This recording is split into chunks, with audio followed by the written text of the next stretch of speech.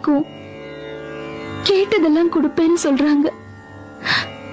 எனக்கும் தருவியாம்மா? பிள்ளை செல்வம் இல்லை என ஏங்கி அழுது துடிப்போர்க்கு, பிள்ளை செல்வம் இல்லை என ஏங்கி அழுது துடிப்போர்க்கு